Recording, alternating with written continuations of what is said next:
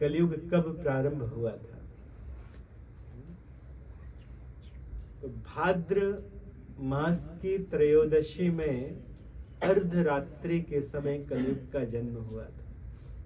अर्धरात्रि के समय कार्तिक मास की शुक्ला नवमी के दिन सतयुग प्रारंभ हुआ था।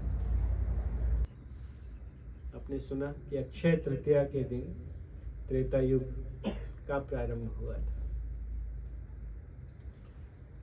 और मौनी अमावस्या में द्वापर युग का प्रारंभ हुआ और भाद्र पक्ष की कृष्ण त्रयोदशी के दिन अर्धरात्रि में कलयुग, जिस युग में हम सब रहते हैं, उसका प्रारंभ हुआ। तो हम कलयुग में रहते हैं तो कलयुग को प्रसन्न रखना पड़ेगा, राजा को प्रसन्न रखना पड़ेगा।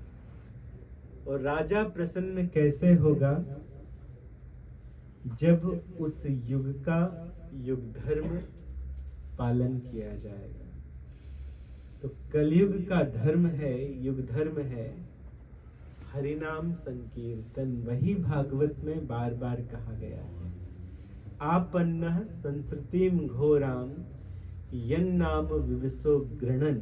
यन नाम, भगवान का नाम यदि कोई विवश होकर भी गा लेता है, या भगवान के नाम की किसी को बहुत रुचि नहीं है लेकिन रमणीय माता जी के साथ मित्रता है, ऐसे मान लिया जाए, तो माता जी के जन्म दिवस पर वो हरिनाम गाने के लिए नहीं आएंगे, लेकिन माता जी के साथ मित्रता है तो मित्रता निभाने के लिए कोई आ जाएगा।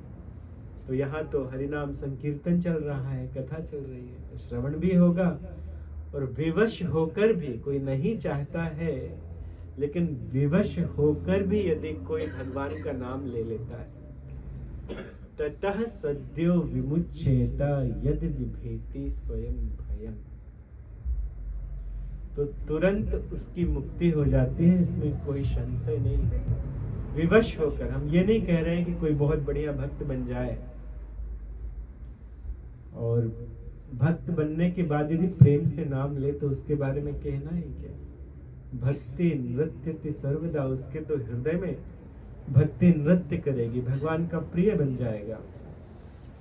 लेकिन यदि कोई विवश होकर भी भगवान का नाम ले लेता है, विवश होकर भी भगवान का नाम यदि कोई ले लेता है, तो यदि विभेति स्वयं भयम, इस नाम से भय भी कांपता है।